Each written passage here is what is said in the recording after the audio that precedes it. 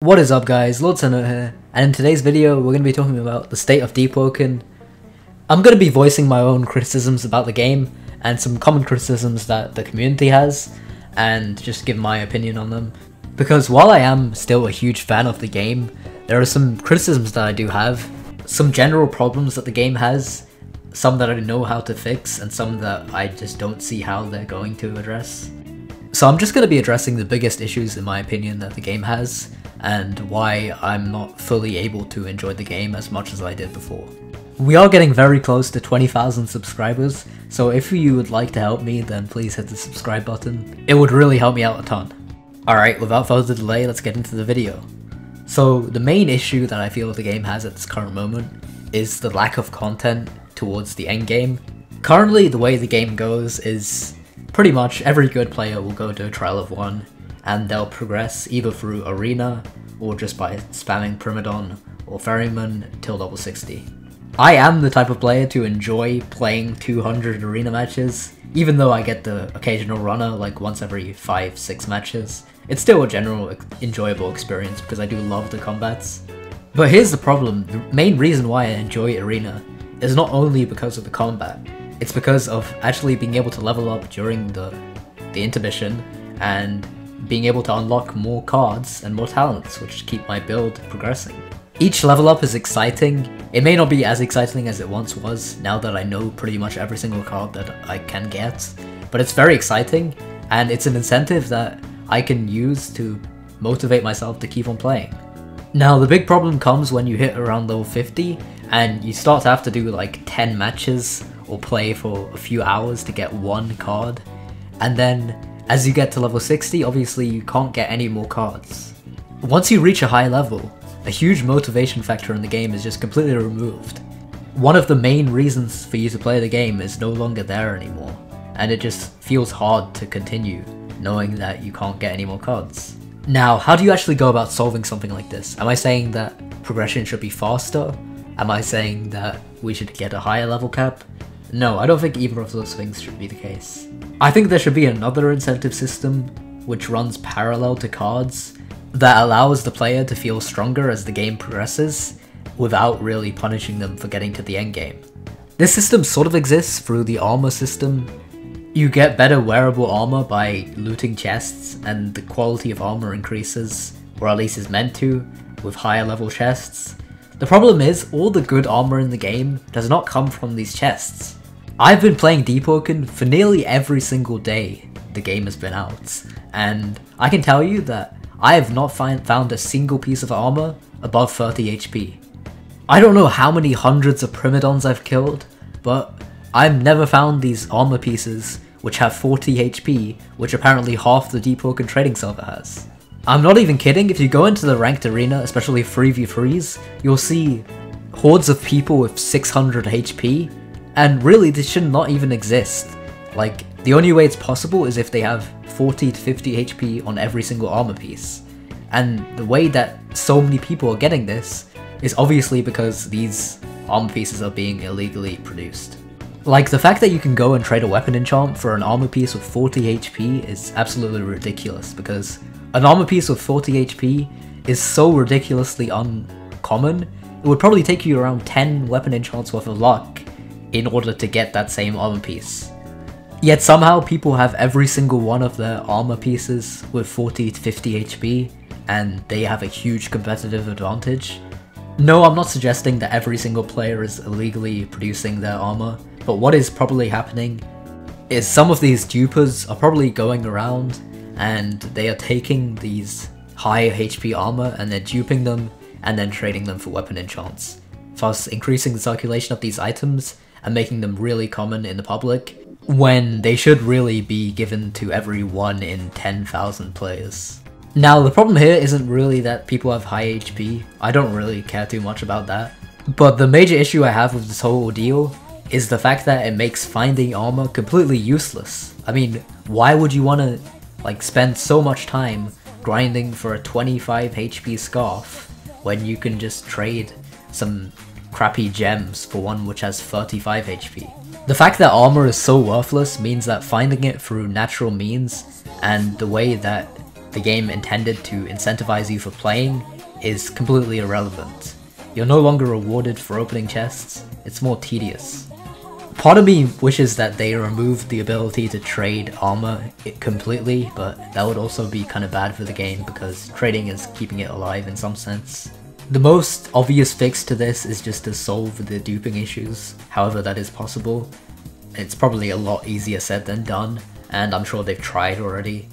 I really don't know how it's possible for Ragusa and Archmage and the dev team to actually fix this issue, because it is probably one of the most pressing ones in my opinion. Not only does it give a massive unfair advantage to those who partake in nefarious deeds, it also punishes you for playing the game it's meant to be played and finding armor from chests. Even the luckiest player in the world, who farms Primadon for days in and days out to get good HP gear, will have 50 HP less than someone who just traded 2 weapon enchants for duped gear. So opening chests for armor is useless. How do you incentivize someone to keep on playing the game in the endgame? You can't get cards, you can't get good armor, so what can you get? Well, the most obvious thing that you can do in the endgame to pass time is by grinding for weapon enchants.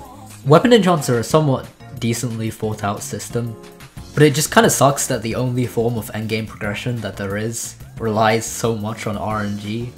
Like, I get that it is meant to be an RNG thing, so that you spend more time playing the game, but you can play for days and days and days and not get the enchant, or not get the weapon that you want. And then, who's to say that on the 5th day that you're grinding Primadon, you decide, okay, I'm not getting anything, I'm not doing anything, I'm not getting anything accomplished. Why am I even playing? What is motivating me to keep on doing this? That is where I feel a lot of people are getting burnt out. Like, you've done everything in the game that you need to, and then at level 60 there's just really nothing else that you can do. Sure, you can just make a new build and start over again, but I feel like there's only so many builds that you can make before you get bored of it. And that's not to say that I'm expecting Deepwoken to have infinite content, like that's obviously an unreasonable expectation. One example of a game that's also a roguelike and has a lot of progression-based features that are similar to Deepwoken is Slay the Spire. Slay the Spire is a card game, and essentially how it goes is you get to choose between 4 different starting characters, and they all have different decks of cards. And as you go through the run, you gain cards as you beat enemies, and there are also these events that occur throughout the run.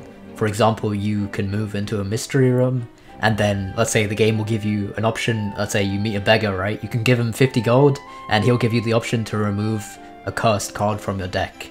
And these will be some random interactions. For example, there's also one where you can lose nearly all of your max HP, but in return you get a card which makes you only take 1 damage.